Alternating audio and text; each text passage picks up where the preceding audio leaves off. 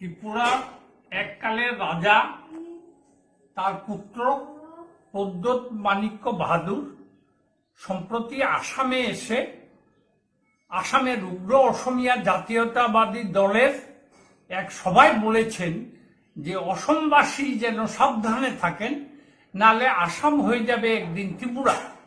এই বক্তব্য অত্যন্ত ভয়ঙ্কর এবং সম্পূর্ণ বাঙালি বিদ্বেষী। সে বাঙালির বিরুদ্ধে কেন এই ধরনের কথা বলছে আমরা বুঝে উঠতে পারছি না। উনি ত্রিপুরায় বাঙালিদের সঙ্গে বন্ধুত্বপূর্ণ সম্পর্ক করতে পারছেন না, কিন্তু আসামে এসে অসমিয়াদের সঙ্গে বাঙালিদের সম্পর্কটাকে নষ্ট করার একটা প্রচেষ্টা চালাচ্ছেন। উনি হয়তো ভুলে গেছেন উনার ঠাকুর দাদা রবীন্দ্রনাথ ঠাকুরকে এনে ভারত ভাস্কর উপাধিতে ভূষিত করেছিলেন। এই রবীন্দ্রনাথ ঠাকুরের দেওয়া নাম নীরমহল, কুঞ্জবন ইত্যাদি বিভিন্ন রবীন্দ্রনাথ ঠাকুরের অবদান রয়েছে এবং ত্রিপুরার মহারাজা এককালে বাংলা ভাষাকে সরকারি ভাষা হিসাবে স্বীকৃতি দিয়েছিলেন, সেটা হয়তো ওনার জানা নেই।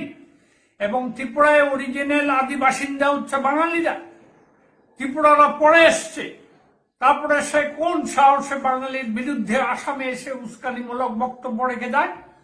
আমি তাকে সাবধান করে দিচ্ছি, আপনি ত্রিপুরায় নোংরা রাজনীতি করছেন বাঙালিদের বিরুদ্ধে। এটা বিদ্বেষমূলক মনোভাবের পরিচয়।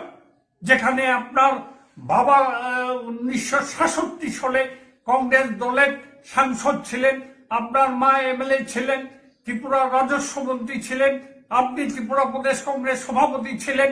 এই সমস্ত কালচারে, কংগ্রেস কালচারের আদর্শ নিয়ে কাজ করে আপনি কিভাবে আজকে সাম্প্রদায়িক মনোভাব নিয়ে কাজ করে যাচ্ছেন, এটা ভেবেই আমি আশ্চর্য হচ্ছি।